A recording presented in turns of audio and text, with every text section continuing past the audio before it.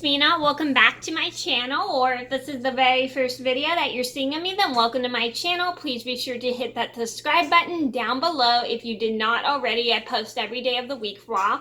And today in this video, I'm going to tell you guys a story of how I got information about my cats mixed up. So this is a story of like how too much information came to me and I got it so screwed up because it was all coming to me at once.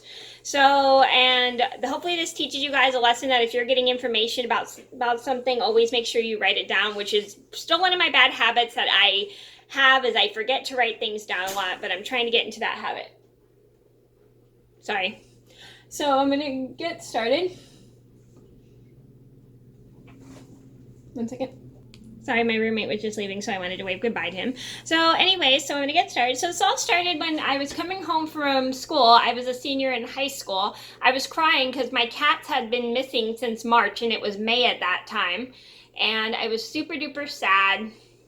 It was like my cats, Keely and Smokey, and I'm like crying. So I call my mom and I get home and I'm like sobbing. I go, I miss Keely and Smokey. And she goes, don't worry, we'll find them.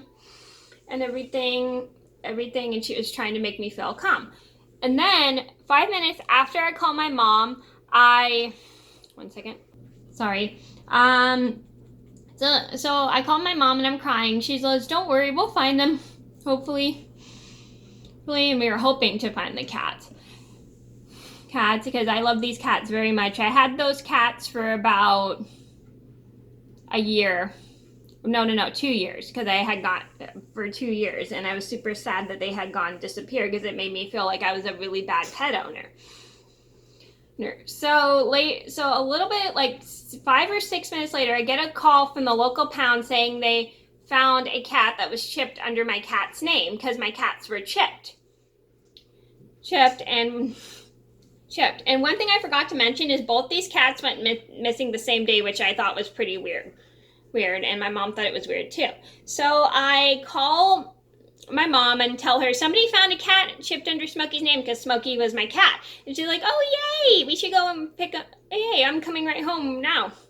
And then a little bit later, my mom calls and she sounds a little irritated because they said they didn't find it. I'm like, that's kind of weird.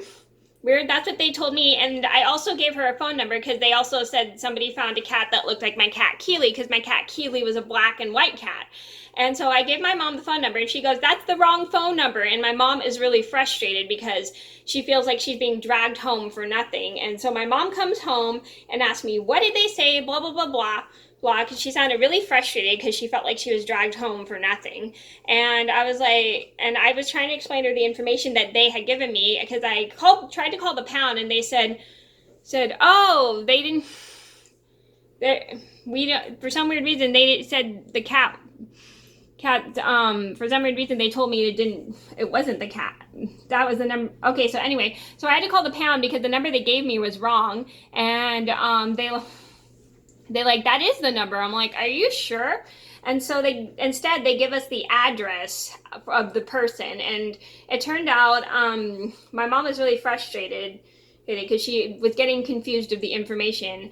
And what happened was I got so much information that I got it mixed up.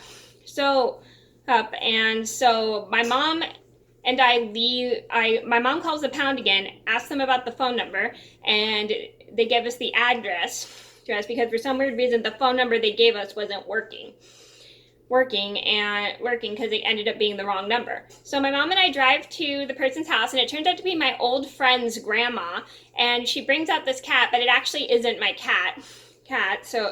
She just thought it was my cat, but it didn't look anything like my cat.